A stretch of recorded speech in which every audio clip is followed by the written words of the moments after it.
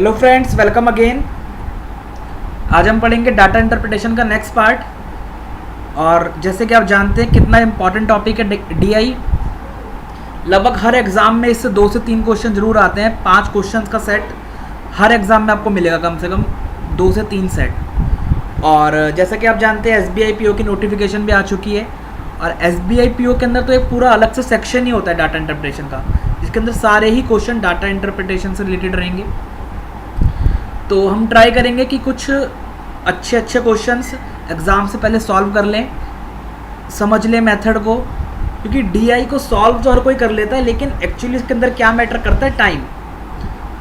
बच्चे को सॉल्व करने में टाइम बहुत लगा देते हैं। तो हमें ट्राई करना है कि कम टाइम के अंदर मिनिमम पेन को यूज़ करके हम कैसे इसके क्वेश्चन को सॉल्व करेंगे। ये वीडियो आपके लिए बहुत हेल्पफुल रहेगी। आप इसके अंदर जानेंगे हमें एडिशन कैसे करना है, कैसे अप्रॉक्सीमेशन लगाना है, कैसे परसेंटेज निकालनी है, कैसे उसको एनालाइज करना है पूरे डाटा को। तो हम स्टार्ट करते हैं। ये एक अच्छा क्वेश्चन है, तो देखते हैं। पहले आपको क्या होता है डाटा इंटरप्रिटेशन के आपके स्टेप्स क्या हैं। सबसे पहले आप जानो कि एक्चुअली में जो डाटा दिया है वो है क्या। तो उसको जानने के लिए सबसे अच्छा स्टेप क्या है, पहले आप पढ़ो जो लाइन लिखी है ऊपर। The following pie chart shows the sources of funds to be collected by the National Highways Authority of India for its phase 2 projects। मतलब क्या है, जो हमको पाई चार्ट दिखा रखा है वो किस लिए दिखा रखा है, किस चीज़ का दिखा रखा है। NHAI जो कि national highway authority of India है, उसको अपना प्रोजेक्ट शुरू करना है, फेज 2 प्रोजेक्ट। उसके लिए उसको पैसा चाहिए, ठीक है। तो उसने पैसा, सोर्सेज ऑफ फंड्स जो हमें पाई चार्ट दिखा रहा है वो सोर्सेज ऑफ फंड्स दिखा रहा है, मतलब कहाँ से कितना कितना पैसा आया। नेक्स्ट लाइन में लिखा है सोर्सेज, नेक्स्ट लाइन में लिखा है sources of funds to be arranged by NHAI for phase 2 projects in crores. मतलब हम पेन ले लेते हैं, एक सेकेंड।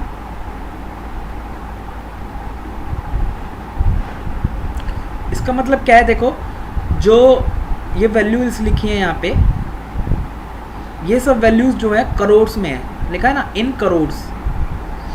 अब देखो डाटा को एनालाइज करने का सबसे अच्छा मेथड ये है, आप कोई सा भी एक डाटा उठा लो। सपोज करो हमने ये मार्केट बोरोइंग उठा लिया। मार्केट एक बोरोइंग हमें लिखा हुआ है 29,952। अब ये एनालाइज करो कि ये जो वैल्यू है ये एक्चुअली में दिखा क्या रही है।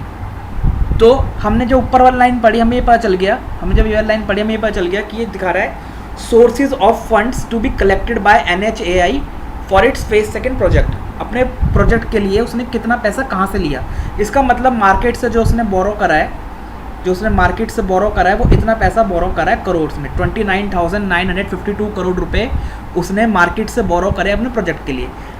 अब हमने डाटा को एनालाइज कर लिया, हम समझ जाएंगे कि मार्केट से उसने 29,952 करोड़ रुपये बोरो करे हैं। एक्सटर्नल असिस्टेंट से उसने 11,486 करोड़, इस तरीके से SPVS से 52 करोड़, टोल से 4,910 करोड़ और एन्यूटी से 6,000 करोड़। इतना पैसा उसने बोरो करा है अलग अलग फंड से।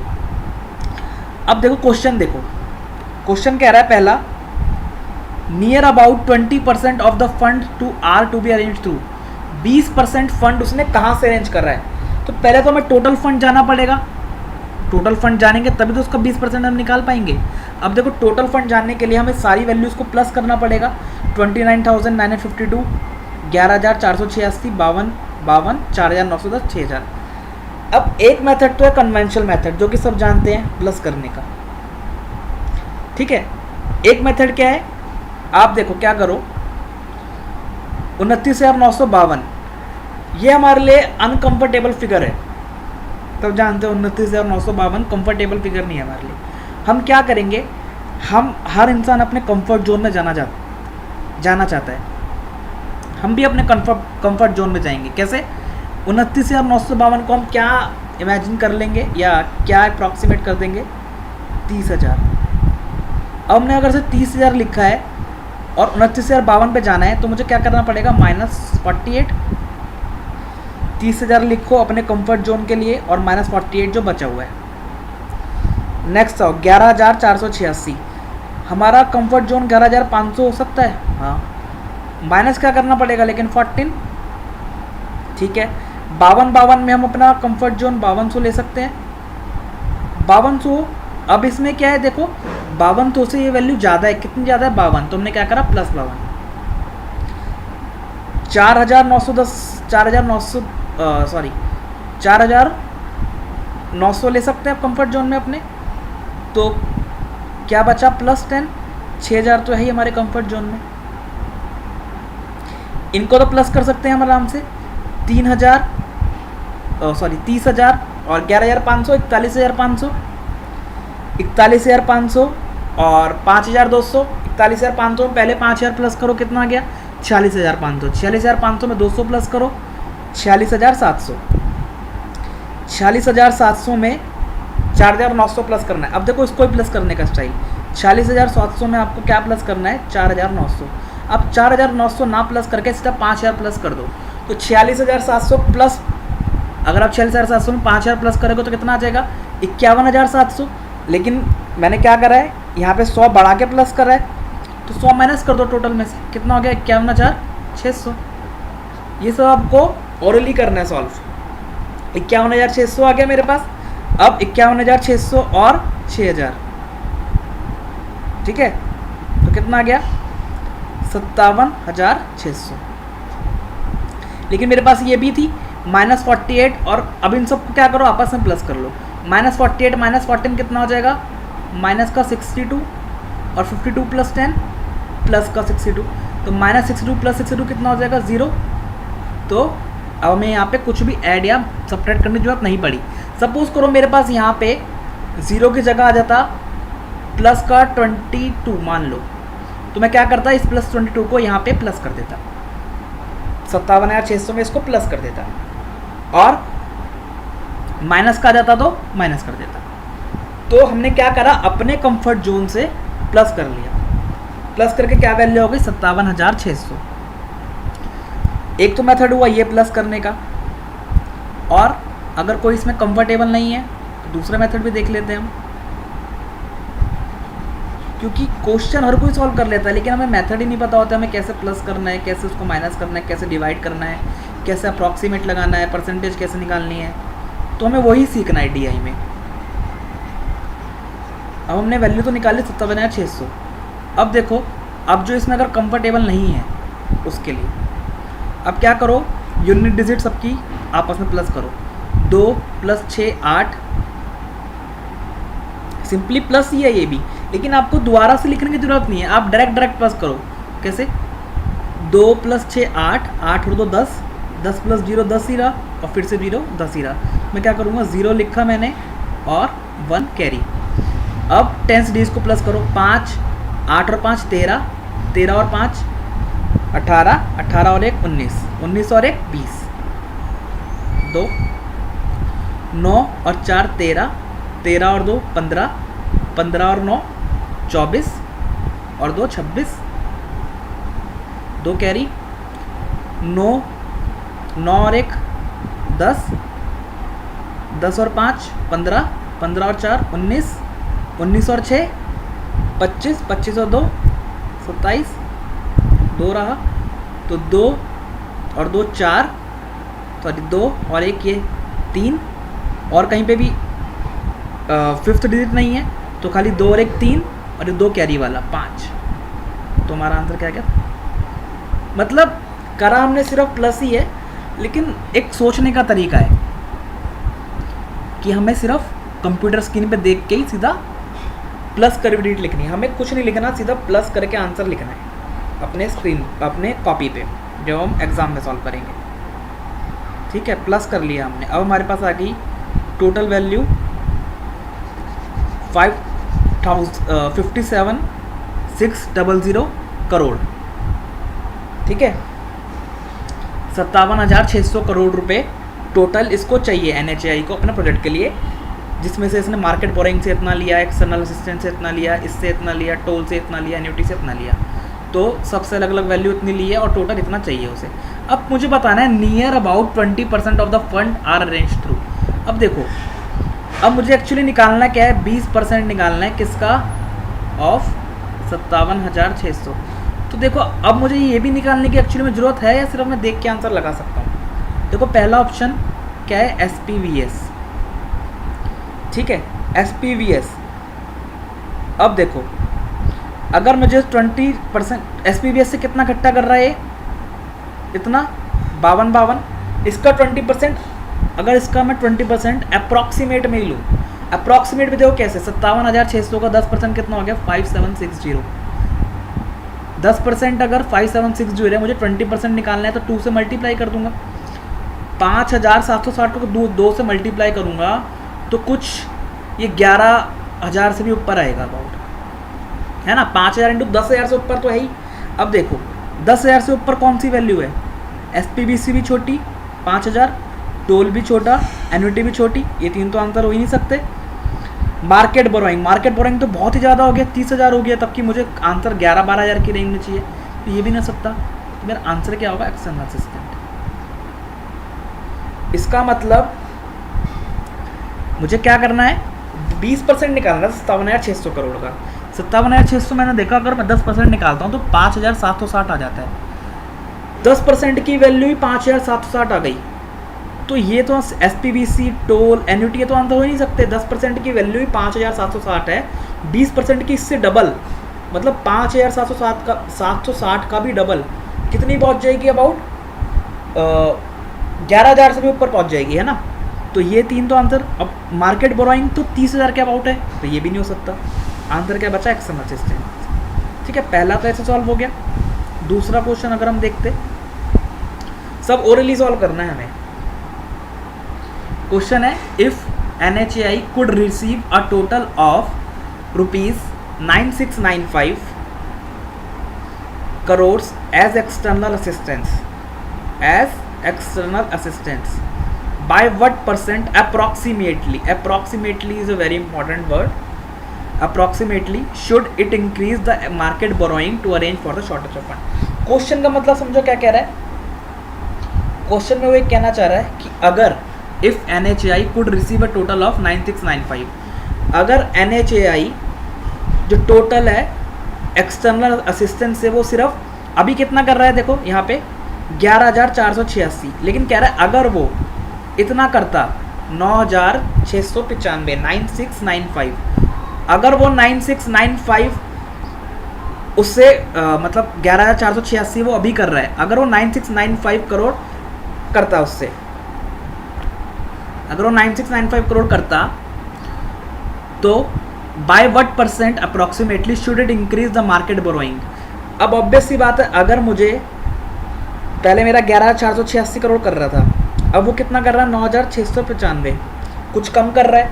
अब ये जो कुछ कम कर रहा है, इसको किसी ना किसी को तो पूरा करना पड़ेगा ना, क्योंकि मुझे पैसा तो 57,600 करोड़ ही चाहिए जो हमने पहले निकाला था अभी, तो इतना ही पैसा चाहिए। लेकिन अब एक्सटर्नल असिस्टेंस ने कहा कि भाई मैं कम फंड दे पाऊंगा, इतना फंड दे पाऊंगा।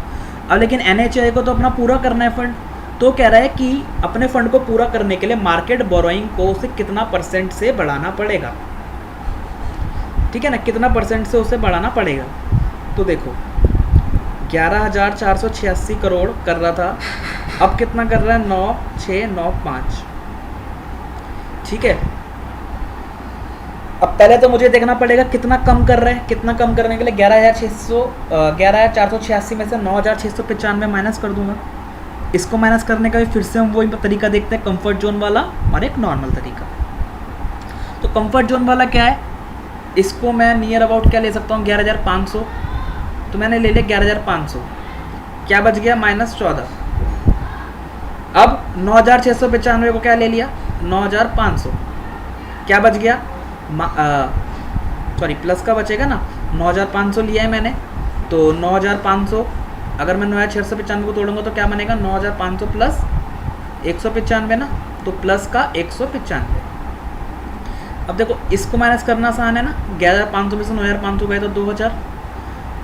इसको भी अगर मैं वैल्यू निकालूँ क्या आएगी, प्लस का 195 है और माइनस का 14 है, तो क्या होगा, लेकिन मुझे करना क्या है, देखो माइनस, इन दोनों को माइनस करना है ना, तो -14 माइनस ये प्लस का 195 है, लेकिन माइनस और माइनस का हो जाएगा प्लस तो ये कितना आ जाएगा, 195 और 14 माइनस का 209, अब माइनस का 209 है तो इसमें से माइनस करना पड़ेगा 209, प्लस का तो प्लस करते हैं, माइनस का तो माइनस करेंगे। 2000 में 209 गए, अब 2000 में 209 करने का मेथड भी देखो, 2000 में 200 माइनस कर दो, 1800 बच गया, 1800 में से 9 माइनस कर दो, 1791 बच गया। ठीक है, अब एक तो ये मेथड था कंफर्ट जोन। नेक्स्ट मेथड देखो, हमारा जो माइंड है वो हमें उसे चीट करना पड़ता है। किस तरीके से? अपने कंफर्ट जोन में जाके। जब भी हम चीज़ों को अपने कंफर्ट जोन में ले जाएंगे, हमारा माइंड शार्पली रिस्पॉन्ड करना शुरू कर देगा। क्या होता है, हम जब भी नंबर देखते हैं 11,500, 500, 1000, हमारा माइंड जल्दी कैलकुलेशन कर लेता है, बजाय 11,486, 5252 इनके बजाय। क्यों? क्योंकि हम कंफर्ट जोन में चले गए थे अपने। तो और दूसरा मेथड तो आपको पता ही है, नॉर्मल सिंपल, उसके लिए भी आपको लिखना नहीं है, कैसे करना है। 11,486 माइनस 9695, 6 में से 5 गया 1, 8 में से 9 गए, 8 में से 9 के लिए हमें 1 कह लेना पड़ेगा, 18 में से 9 गए 9, यहाँ पे क्या हो गया, अब 3 हो गया, तो 3 में से 6 मतलब 13 में से 6 गए 7, अब यहाँ क्या हो गया 10 हो गया, 10 में से 9 गया 1, क्या बच गया 1791। ठीक है, तो आप किससे भी कर सकते हैं, आप जिससे भी कंफर्टेबल हो उससे आप कर सकते हैं। जो हमारा कंफर्ट जोन वाला है वो जब ज़्यादा डिजिट हो जाएंगी, बहुत ज़्यादा डिजिट जब हो जाएंगी तो हमारे लिए बहुत अच्छा रहेगा। ठीक है, अब देखो, अब हमने ये निकाल लिया कि हमारे पास जो शॉर्टेज है वो एक्चुअली कितने की है, 791। अब by what percent should it increase the market borrowing. अब मार्केट बोरोइंग को मुझे इंक्रीज करना पड़ेगा ना, कितने से इंक्रीज करना पड़ेगा, 1791 पे। अब मुझे परसेंटेज बेस में निकालना है तो क्या करूँगा, 1791 इज व्हाट परसेंटेज ऑफ 29,952, क्योंकि इंक्रीज किस में करना है, मार्केट बोरोइंग में। कितना इंक्रीज करना है, 17,991। परसेंटेज ऐसे निकालते हैं ना, जैसे हम कहते हैं एक पर्सन को 80 मार्क्स मिले 200 में से, तो हम क्या करते हैं 80 बाय 200 इंटू 100। अब हमें क्या करना है, हमें मार्केट बोरोइंग में 1791 बढ़ाने हैं, कितने में से, 29,952 में। 1791 करोड़ बनाने हैं 29,952 करोड़ में, परसेंटेज फॉर्म में निकालना है। तो क्या करेंगे, 1791.29952 इतने की शॉर्टेज थी, इंटू में 100। अब मेन मुद्दा तो इसको सॉल्व करने का है। ठीक है, अब इसको आप देखो हम कैसे सॉल्व करेंगे। देखो, अब क्या करो, 1791 को अप्रॉक्सीमेटली लिख लो, 1790 लिख सकते हैं। अप्रॉक्सीमेटली पूछा गया है क्योंकि 29,952 को अप्रॉक्सीमेटली क्या लिख लेते हैं हम, 29950, 0 से 0 कट गया, क्या बच गया 179 बाय 2995। ठीक है, 179 बाय 2995। अब मैं कहाँ सॉल्व करूँ, नीचे करता है, 179 बाय 2995। देखो, इसको सॉल्व करना हमने शायद परसेंटेज वाली वीडियोस में या स्पीड मैथ में ज़रूर सीखा होगा, और अगर नहीं सीखा तो सीखा तो है, अगर आपने नहीं देखा तो अब देख लीजिए। देखो, 179 को भी अप्रॉक्सीमेट करो 180 पे, और 2995 को 2995 में अगर 5 बढ़ा दूंगा तो क्या हो जाएगा, 3000 हो जाएगा। फिर से क्या बचा, 18/300। फाइनली क्या बच गया, 18/300। हम क्योंकि अप्रॉक्सीमेट में काम कर रहे हैं तो हम सब ये कर सकते हैं। अब देखो, 18/300, 300 अपने आप, हर नंबर अपने आप में क्या होता है 100%। ये मेथड हम सीख चुके हैं। हर नंबर अपने आप में क्या होता है 300%, 100%। 300 भी अपने आप में 100% है। 300 का अगर मैं 10% निकालना चाहूँ तो क्या आ जाएगा, 30। 10 से डिवाइड कर देते हैं ना। अब देखो, जो ऊपर नंबर है वो 30 से भी कम है, इसका मतलब जो मेरा आंसर आने वाला है वो 10% से भी कम आने वाला है। ठीक है, चलो समझ गया। 5% निकालता हूँ मैं, 5% कितना है 15, 10% का हाफ कर देते हैं 5% आ जाता है। 5% की वैल्यू है 15 से ये ऊपर है, तो मेरा आंसर मुझे पता चल गया 5 से 10% के बीच में रहेगा। अब ऑप्शन से एक बार देखो, एक ऑप्शन तो एलिमिनेट कर दिया, 5 से 10% के बीच में आंसर रहने वाला है, तो एक तो मैंने ऑप्शन एलिमिनेट कर दिया, 3 और रह गए। अब देखो ऊपर वाले को मैं 15 + 3 लिख के तोड़ लेता हूँ, नीचे क्या रह जाएगा 300, तो 15/300 अलग अलग आपको लिखना नहीं है, मैं आपको ये अभी सिखा रहा हूँ मेथड्स ले, आपको अलग अलग लिख के दिखा भी रहा हूँ। 3/300 रह गया, तो 15 क्या था इसका 5%, तो ये तो 5% आ गया, प्लस 3/300, 3/300 देखो 300 का 1% निकालूंगा तो क्या आ जाएगा 3, है ना, 100 से डिवाइड कर देते हैं। और यहाँ क्या है 3/300 मतलब 1%, 5 + 1% कितना हो गया अप्रॉक्सीमेटली 6%, 6% ऑप्शन में है, हाँ अप्रॉक्सीमेटली क्या आ गया आंसर 6%। देखो मैंने 1791/29952 कितनी जल्दी कितने आराम से सॉल्व कर लिया। पहले क्या करा 1791 को अप्रॉक्सीमेट करके लिखा 1790, 29952 को अप्रॉक्सीमेट करके लिख दिया 29950, 0 कट गया। अब देखो फर्दर अप्रॉक्सीमेट हो सकता है क्या, हाँ 179 में सिर्फ 1 बढ़ाना पड़ेगा 180 हो जाएगा, 2995 में सिर्फ 5 बढ़ाना पड़ेगा 3000 हो जाएगा, बढ़ाया फिर से 0 काटा, फाइनली बच गया 18/300। चाहो तो आप इसको फर्दर भी काट सकते हो, है ना, ये आपका 3 से कट जाएगा, लेकिन हम नहीं काट रहे, हम इसी को सॉल्व करते हैं। 300 अपने आप में 100% है, 300 का 10% निकाला आ गया 30, 5% निकाला 15, हमने देखा 30 तो वैल्यू ऊपर है नहीं, तो 10% से आंसर कम ही रहेगा। 5% निकाला आ गया 15 से ज़्यादा वैल्यू 18 है, मतलब 5 और 10% के बीच में रहेगी वैल्यू। 1% निकाला 3, 15 + 3 18, यानी 6% हमारा आंसर हो गया। ठीक है, ये मेथड आपको बहुत ही ज़्यादा यूज़फुल है, इससे आपके मुश्किल से मुश्किल DI क्वेश्चन सिर्फ ओरली सॉल्व हो जाएंगे, ओरली। ठीक है, नेक्स्ट क्वेश्चन हम देखते हैं। देखो नेक्स्ट क्वेश्चन है, पेन चेंज कर लेते हैं हम। The central angle corresponding to market borrowing is, देखो जब भी हमें सेंट्रल एंगल पूछा जाएगा in the case of pie chart, देखो पाई चार्ट के केस में क्या होता है, जो ये पूरा सर्कल है, पूरा सर्कल 360 डिग्री का होता है, और ये जो वैल्यूज़ होती हैं, ये जो हम परसेंटेज के बेस में बात करते हैं, तो ये होती हैं टोटल 100%। कोई भी नंबर अपने आप में, एक सर्कल अपने आप में 100% है ना, तो 100% की वैल्यू हो गई 360 डिग्री, तो 1% की वैल्यू आ जाती है यहाँ से 3.6 डिग्री। ठीक है, अब मुझे बताना है कि central angle corresponding to market borrowing कितनी है 29,952। पहले तो मुझे इसे परसेंटेज फॉर्म में निकालना पड़ेगा, तभी तो मैं उसको डिग्री फॉर्म में चेंज कर पाऊंगा। परसेंटेज फॉर्म में निकालने के लिए 29,952 अपॉन टोटल, है ना। अगर मेरे 200 में से 80 मार्क्स आए हैं, तो मैं क्या करता हूँ, जितने मेरे मार्क्स आए हैं 80 अपॉन टोटल, तो जितने मेरे को बोरोइंग मिली है यहाँ से 29,952 अपॉन 57,600 टोटल। अब फिर से वही आ गया, ये क्या है इंटू में 100, अब फिर से परसेंटेज के फॉर्म में आ गया। परसेंटेज फिर से निकालना है, फिर से हम वही मेथड लगाएंगे जो हमने अभी लगाया था इससे पहले।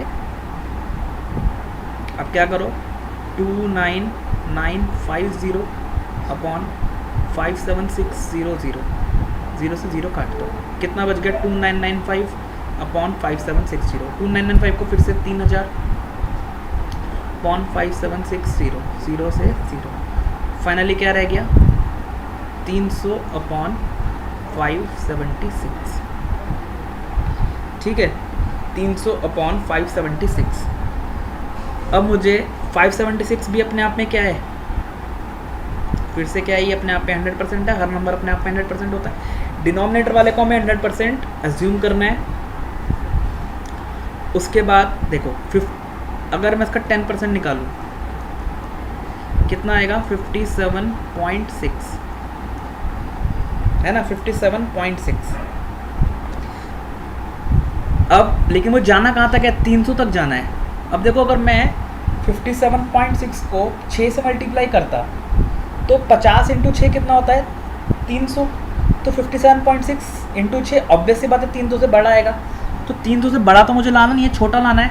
इसका मतलब है 10% को मैं 5 से मल्टीप्लाई करता हूँ, मतलब 57.6 को भी 5 से मल्टीप्लाई करता हूँ। अब इसको 5 से मल्टीप्लाई करने का तरीका देखो कैसे। 57.6 को करना है आपको, 57.6 को आप तोड़ लो किसमें, 50 प्लस 7.6 में, इंटू 5। ये क्या हो जाएगा, 50 इंटू 5 250 प्लस 7.6 इंटू 5, तो कैसे हो जाएगा, 6 इंटू 5 30, 7 इंटू 5 35, 38.0, क्या आ गया 38। तो 250 प्लस 38 आ गया, मतलब 288 आ गया। 50% की वैल्यू हो गई 288। ठीक है, अभी मैं क्या बच गया, अगर मैं इसको 288 प्लस 12 अपॉन 576 ऐसे लिख सकता हूँ। तो 288 अपॉन 576 प्लस 12 अपॉन 576। ठीक है, 280 बाई 576 की वैल्यू कितनी है, ये कितना निकाल लिया मैंने, 50%। प्लस अब देखो 1% अगर इसका निकालूंगा मैं, 1% कितना आ जाएगा, 5.76। 5.76, 2% अबाउट 11 से बड़ा और 12 से छोटा, है ना, 11 से बड़ा और 12 से छोटा। इसका मतलब है अप्रॉक्सीमेटली 2% है। टोटल कितना हो गया, 52%। अप्रॉक्सीमेट वैल्यू क्या आ गई इसकी, 52%। ठीक है, आप इसको कैलकुलेटर सॉल्व करके देखो, आपका आंसर भी अप्रॉक्सीमेट क्या 52% ही आएगा। तो मतलब हमारा कितना अच्छा अप्रॉक्सीमेशन लगा है कि अगर हम इसको कैलकुलेटर से सॉल्व करेंगे तो भी हमारा आंसर 52% के अबाउट ही आएगा। आप करके देख लो, और मेथड एक बार फिर से देख लो। 29 से अब 952 था, उसको 950 लिखा, 1 0 से 1 0 कट गया। फिर से 2995 को 3000 लिखा, फिर से 1 0 से 1 0 कट गया, फाइनली रह गया 300 बाई 576। चाहो तो अभी से फिर से काट सकते हो, 2 से या 3 से, जिससे भी कटेगा, 3 से भी कट जाएगा। और नहीं काटना चाहते तो यहाँ से भी सॉल्व कर सकते हो। 576 100% अपने आप में, 576 का 50% 288, हमने 300 को तोड़ लिया 288 प्लस 12 में। ठीक है, 288 प्लस 12 में यहाँ पे तोड़ लिया हमने से। ठीक है, 288 प्लस 12 में यहाँ तोड़ लिया। अब 280 बाई 576 की वैल्यू तो 50% आ गई। 12 बाय 576, 1% है 5.76, 2% कितना हो जाएगा, अबाउट 11 से बड़ा 12 से छोटा। इसका मतलब अप्रॉक्सीमेटली 2% ही हो गई। तो टोटल वैल्यू इसके अप्रॉक्सीमेट कितनी आ गई, 52%। ठीक है, ये वैल्यू 52% है। अब इसको हम इरेज कर देते हैं।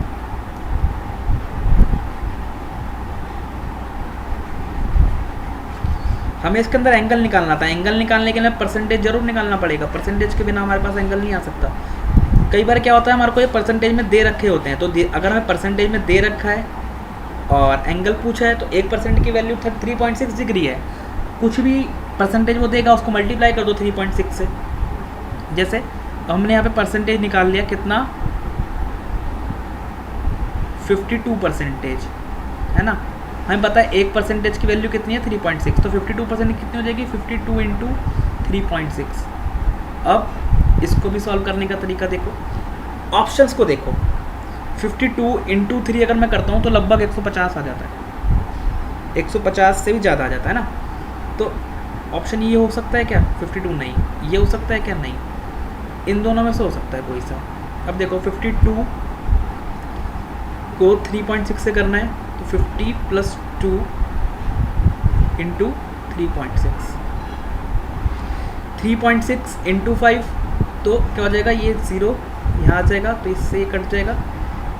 तो 36 इंटू 5 प्लस 36 इंटू 72, 36 इंटू 5 कितना होता है, 5 6 30, 0 बचा तो 180 होता है, प्लस 72,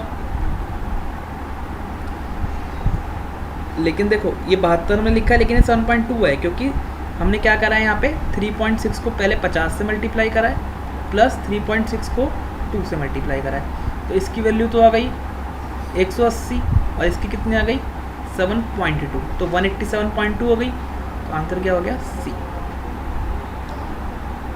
तो हमने क्या करा है, पहले परसेंटेज निकाली है, परसेंटेज निकालने के बाद उसको चेंज कर दिया डिग्री में। हमेशा डिग्री में चेंज करने के लिए 3.6 से क्या कर देंगे हम मल्टीप्लाई। और अगर हमें डिग्री को चेंज करना हो परसेंटेज में तो क्या करेंगे, देखो 1, अब अगर डिग्री को चेंज करना तो 1 डिग्री की वैल्यू हो जाएगी 100/360।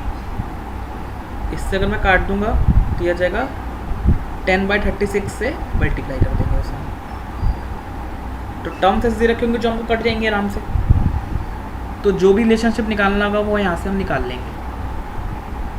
नेक्स्ट क्वेश्चन हम देखते हैं, फोर्थ लास्ट।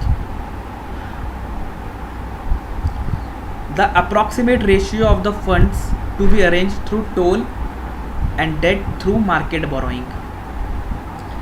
हमें रेशियो निकालना है अप्रॉक्सीमेट, फिर से अप्रॉक्सीमेट आ गया है। रेशियो निकालना है किसका, टोल का to the market borrowing. Toll क्या है 4910 टू द मार्केट बोरोइंग 2995। अब इसको काटना और इस फॉर्म में लाना A B C या D बहुत मुश्किल है। तो क्या कर सकते हैं हम, देखो सोचो, पॉज करके वीडियो को सोचो एक बार हम क्या कर सकते हैं इसके लिए। ठीक है, देखो हमें क्या करना है, इसको जैसे हम परसेंटेज में निकालना सीख रहे हैं अब तक, इसको भी परसेंटेज में चेंज कर लो। इसको परसेंटेज में चेंज करने के लिए क्या करोगे, 4910 को आप लिख लो 4900 29950, इसको काट ले। अब 2995 को भी फिर से 3000 0 से 0 काट लिया, क्या रह गया 49/300। परसेंटेज में चेंज कर सकते हैं इसे हम फिर से आराम से। ये 100% है, अगर 10% हो गया 30, 20% हो गया 60, लेकिन ये 60 से छोटा है। तो 30 का मतलब इसको हम 30 + 19 में चेंज कर लेते हैं अपॉन 300। तो ये आ जाएगा 30/300 प्लस 19/300। तो ये तो हो गया 10%। 19/300 देखो 10% की वैल्यू है 30, 5% की कितनी है 15। इसका मतलब है इसके अंदर 5% भी अभी छुपा हुआ है।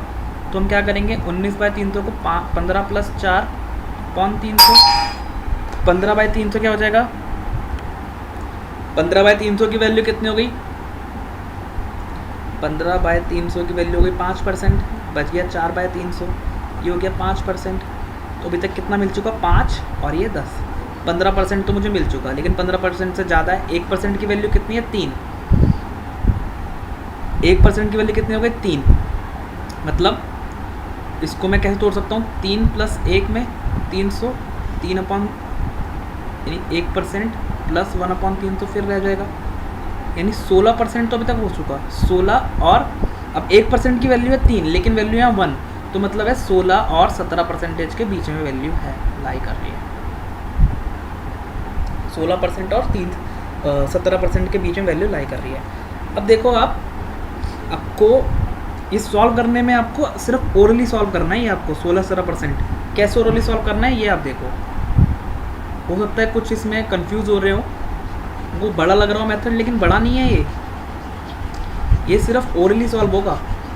मैं आपको फर्स्ट टाइम व्यूअर्स जो देख रहे हैं, जिन्हें अभी इस चीज़ के बारे में नहीं पता कि इसको हम कैसे सॉल्व कर सकते हैं, उनके लिए मैं आपको पूरा डिटेल में बता रहा हूँ।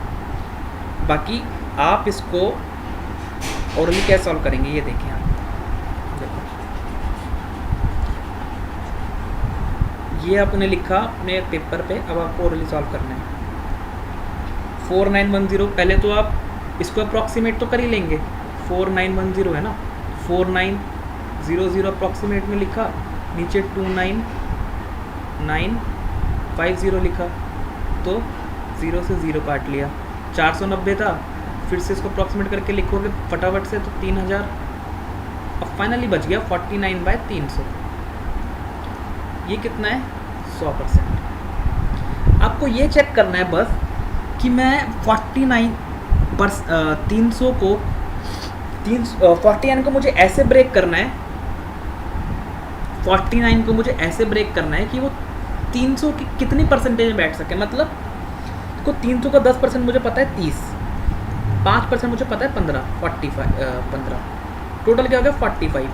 लेकिन अभी भी क्या बच गया 4, 1% की वैल्यू है 3, 48। अब मुझे ये पता चल गया कि 16% अगर मैं 300 का निकालता हूँ, 300 का 16% तो कितना आ जाता है 48। इसका मतलब अगर मैं इसे चेंज करता हूँ 48 + 1 में अपॉन 300, तो ये और ये मतलब 48/300 की वैल्यू तो 16% हो जाएगी। बचेगा क्या 1/300, ये तो 16% हो गया। 1/300 देखो 1% की वैल्यू कितनी है 3, 0.5% की वैल्यू भी क्या है 1.5। इसका मतलब है कुछ ये 16 और 17 के बीच में ही लाई करेगा। मुझे अप्रॉक्सीमेट निकालना है तो मुझे आगे चिंता नहीं होनी चाहिए, मुझे रेंज मिल गई है बस कि 16 और 17 के बीच में ये लाई करेगा, 16% और 17% की। ओरली सॉल्व हो जाएगा आराम से, ठीक है। अब अगर ये ओरली सॉल्व हो गया,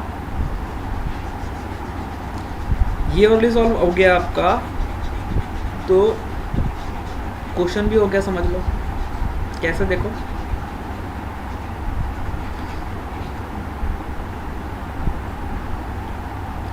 देखो मैंने निकाल लिया कि मेरा आंसर 16% से 17 के बीच में। अब देखो जहाँ पे जो रेशियोज दे रखे हैं 2/9, 1/6, 3/11, 2/5, इनमें देखो कौन 16 से 17% के बीच में है। मतलब 2/9 की वैल्यू आप जानते हो क्या होती है। देखो मैंने आपको परसेंटेज वाली वीडियो में बताया था कि आपको ये सब वैल्यूज़ याद करनी है। 1/2 की वैल्यू होती है 50%, 1/3 की होती है 33.33%, ऐसी 1/4 की होती है 25%, ऐसी 1/5 की होती है 20%, ऐसी 1/6 की होती है 16.66%। ये आप कम से कम 1/20 या 1/25 तक याद कर लीजिए। आपकी कैलकुलेशन इतनी फास्ट हो जाएंगी, इतनी फास्ट हो जाएंगी कि कैलकुलेटर से भी आप जल्दी सॉल्व कर दोगे। जैसे कैसे 1/9 की वैल्यू क्या होती है, 1/9 की वैल्यू होती है 11.11। 1/9 की वैल्यू 1/9 की वैल्यू होती है 11.11। मुझे किसकी निकालनी है 2/9 की। मतलब 2 मल्टीप्लाई करा है दोनों साइड, कितना आ जाएगा 11.11 को 2 से मल्टीप्लाई करूँगा 22 के अबाउट। तो मतलब ये तो आंसर होगा नहीं, क्योंकि मेरा आंसर 16-17 के बीच में होना चाहिए। अब हम देखते हैं 3/11 पहले, क्योंकि हमें पता है आंसर क्या है हमारा 1/6। 3/11 देखो, 3/11 के लिए 1/11 की वैल्यू पता है अगर आपको 9.09। 3/11 के लिए 3 से मल्टीप्लाई कर दोगे तो 9 या 27, बहुत आगे चला गया, गलत आंसर। 2/5, 1/5 की वैल्यू देखो 20%, 2/5 कितनी हो जाएगी 20 × 2 40%, नहीं होगा। लास्ट क्या बचा 1/6। 1/6 की वैल्यू ही कितनी होती है 16, 1/6 की वैल्यू ही कितनी होती है 16.66%। 16 और 17 के बीच में वैल्यू है हमारी, तो हमारा आंसर क्या हो गया बी 1/6। तो हमने क्या करा, रेशियो निकालना था हमें, लेकिन जो हमारे पास एक्चुअली वैल्यू दी हुई है हमारे कंफर्ट जोन से बहुत बाहर है। क्या वैल्यू है 29952 और 4910। तो इनका रेशियो निकालना, कटेंगे इनके से, अभी कटेंगे नहीं तो बहुत दिक्कत हो जाएगी हमें, कैसे हम इसकी वैल्यू निकालें, क्योंकि अप्रॉक्सीमेट निकालना है। अगर ये अप्रॉक्सीमेट नहीं होता, अगर ये पूरा पूरा कट रहा होता तो हमारे लिए थोड़ा आसान रहता, हम निकाल सकते थे। लेकिन ये हमारे लिए कट भी नहीं रहा और हमें अप्रॉक्सीमेट वैल्यू भी निकालनी है। तो हम क्या करेंगे, सबसे अच्छा मेथड है उसको परसेंटेज में चेंज करो और ऑप्शन से चेक करो किसकी परसेंटेज उस रेंज में लाई कर रही है। तो ये हमने क्वेश्चन देखा, आगे हम और क्वेश्चन देखेंगे DI के। Thank you friends.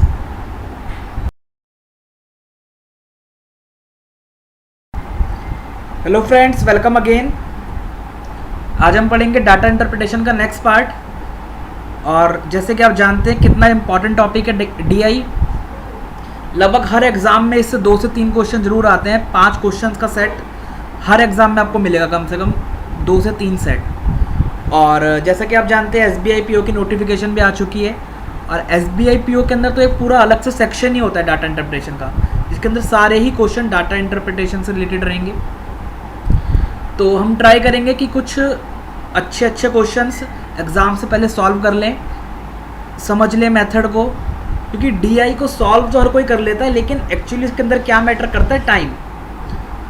बच्चे को सॉल्व करने में टाइम बहुत लगा देते हैं, तो हमें ट्राई करना है कि कम टाइम के अंदर मिनिमम पेन को यूज़ करके हम कैसे इसके क्वेश्चन को सॉल्व करेंगे। ये वीडियो आपके लिए बहुत हेल्पफुल रहेगी। आप इसके अंदर जानेंगे हमें एडिशन कैसे करना है, कैसे अप्रॉक्सीमेशन लगाना है, कैसे परसेंटेज निकालनी है, कैसे उसको एनालाइज करना है पूरे डाटा को। तो हम स्टार्ट करते हैं। ये एक अच्छा क्वेश्चन है, तो देखते हैं। पहले आपको क्या होता है डाटा इंटरप्रिटेशन के आपके स्टेप्स क्या हैं। सबसे पहले आप जानो कि एक्चुअली में जो डाटा दिया है वो है क्या। तो उसको जानने के लिए सबसे अच्छा स्टेप क्या है, पहले आप पढ़ो जो लाइन लिखी है पर। The following pie chart shows the sources of funds to be collected by the national highways authority of India for its phase second project. मतलब क्या है, जो हमको पाई चार्ट दिखा रखा है वो किस लिए दिखा रखा है, किस चीज़ का दिखा रखा है, NHAI जो कि national highway authority of India है, उसको अपना प्रोजेक्ट शुरू करना है, फेज सेकेंड प्रोजेक्ट। उसके लिए उसको पैसा चाहिए, ठीक है। तो उसने पैसा, सोर्सेज ऑफ फंड्स, जो हमें पाई चार्ट दिखा रहा है वो सोर्सेज ऑफ फंड्स दिखा रहा है, मतलब कहाँ कहाँ से कितना कितना पैसा आया। नेक्स्ट लाइन में लिखा है सोर्सेज, नेक्स्ट लाइन में लिखा है sources of funds to be arranged by NHAI for phase second projects in crores. मतलब हम पेन ले लेते हैं एक सेकेंड।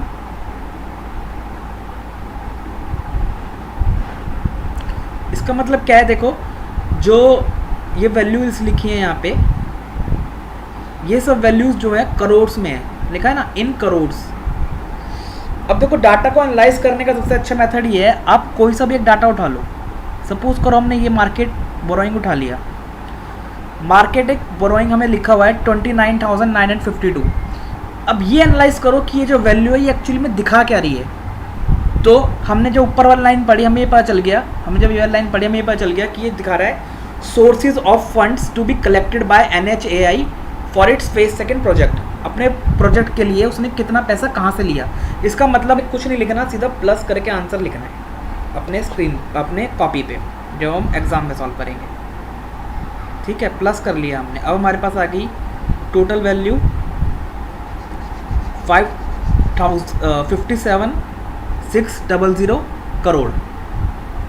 ठीक है, 57,600 करोड़ रुपए टोटल इसको चाहिए NHAI को अपने प्रोजेक्ट के लिए, जिसमें से इसने मार्केट बोरिंग से इतना लिया, एक्सटर्नल असिस्टेंट से इतना लिया, इससे इतना लिया, टोल से इतना लिया, एन्युटी से इतना लिया। तो सबसे अलग अलग वैल्यू इतनी ली है और टोटल इतना चाहिए उसे। अब मुझे बताना है near about 20% of the fund are arrange through. अब देखो, अब मुझे एक्चुअली निकालना क्या है, 20% निकालना है किसका, ऑफ 57,600।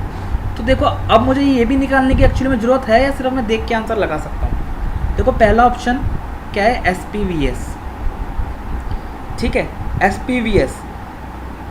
अब देखो अगर मुझे 20% SPVS से कितना इकट्ठा कर रहा है ये, इतना 52, इसका 20%, अगर इसका मैं 20% अप्रॉक्सीमेट में ही लूँ, अप्रॉक्सीमेट में देखो कैसे, 57,600 का 10% कितना हो गया, 5760।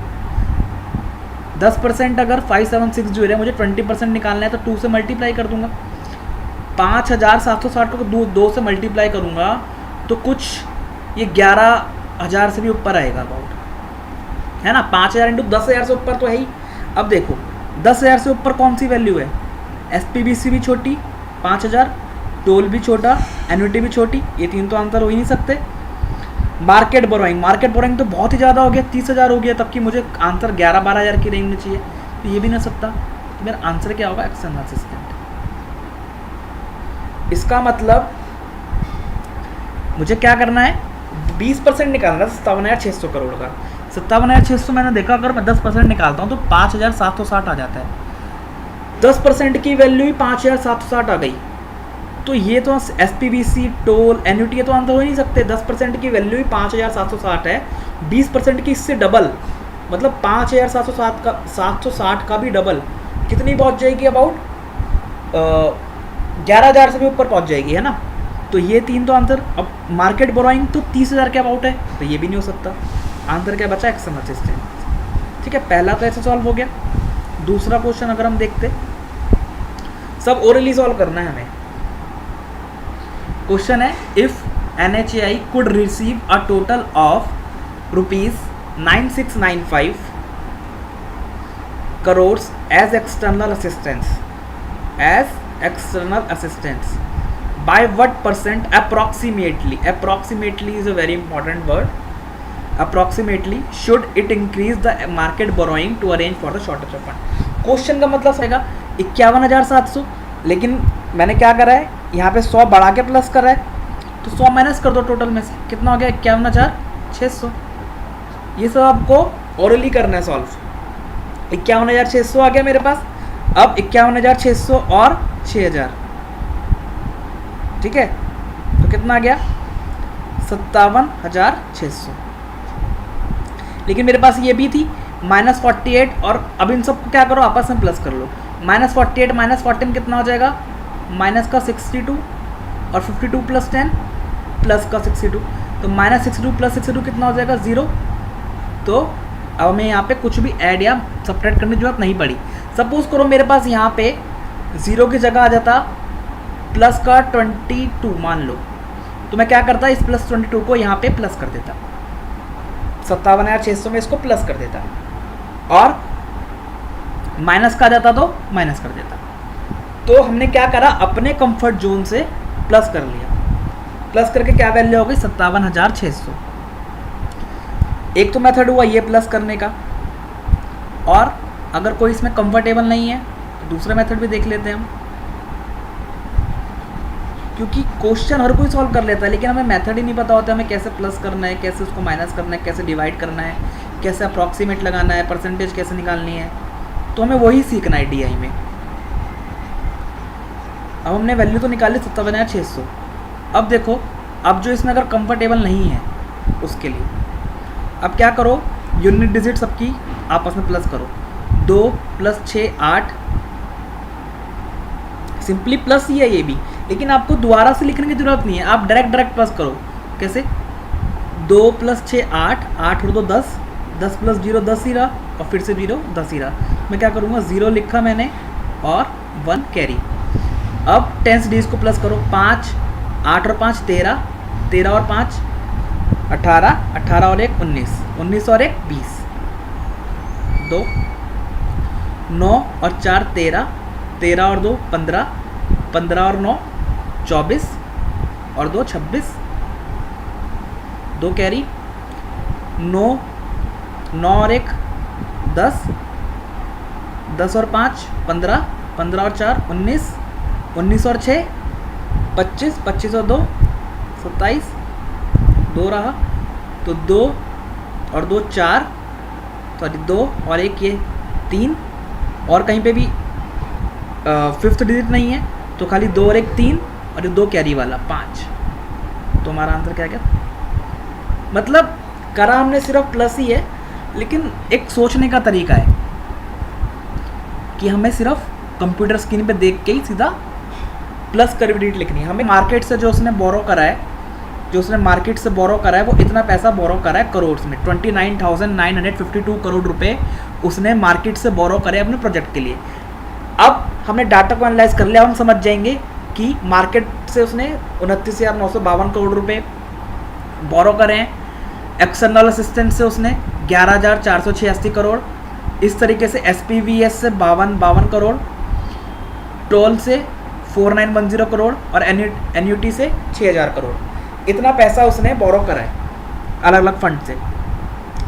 अब देखो क्वेश्चन, क्वेश्चन कह रहा है पहला, near about 20% of the fund to be arrange through. 20% fund उसने कहाँ से अरेंज कर रहा है, तो पहले तो हमें टोटल फंड जाना पड़ेगा, टोटल फंड जानेंगे तभी तो उसका 20% हम निकाल पाएंगे।